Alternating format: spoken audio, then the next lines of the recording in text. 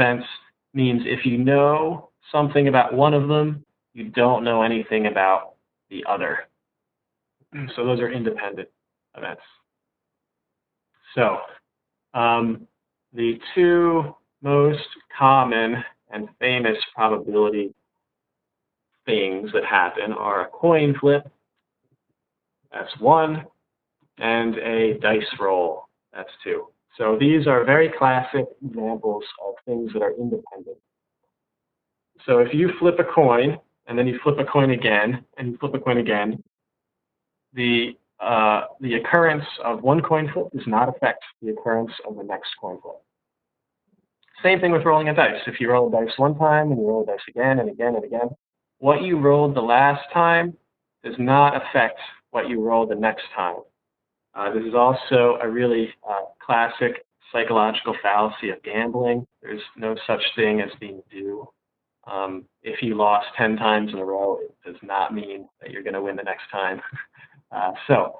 Probability in things, especially games of chance, are independent. What happened the last time has no effect on what happens the next time. All right, so because events are independent, we can take their probabilities and we can multiply them together in different ways to try to find the probability of two things happening at the same time. So let's take the coin flip. This is everybody's favorite to start with because the numbers are pretty manageable. So let's say you take a fairly balanced coin. You have heads and tails. So the chance you get a heads is 1/2, and the chance that you get not heads or tails is 1/2. So 1/2 heads, 1/2 tails. If you flip an even coin 100 times, that's going to be your average result, 50-50.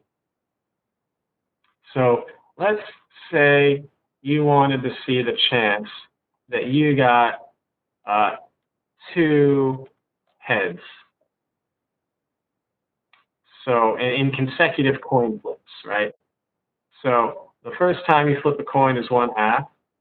The second time you flip a coin is 1/2. And you multiply a half times a half to get a fourth. So when you have independent events like this, you can multiply their probabilities down the chain to see what their probability is overall. So let me draw it as a little chart here. I like to do two-sided probabilities as a chart.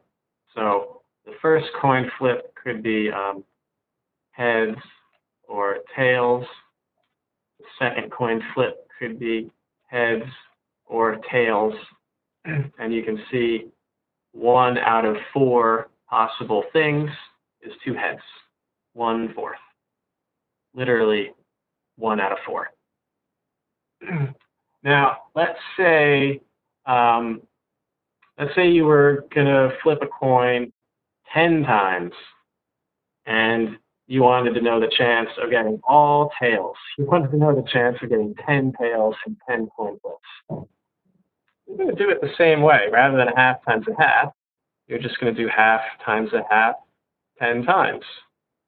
So 1/2, not to the second power, and now you got 10, so to the 10th power. 1/2 to the 10th power. This is the same as 1/2 to the 10th, which is a large number. I think that might be 2048, right? 2 to the 8th is 512, is that right? Okay, well, whatever it is, it's a big number. So you multiply these independent probabilities together to get the final one.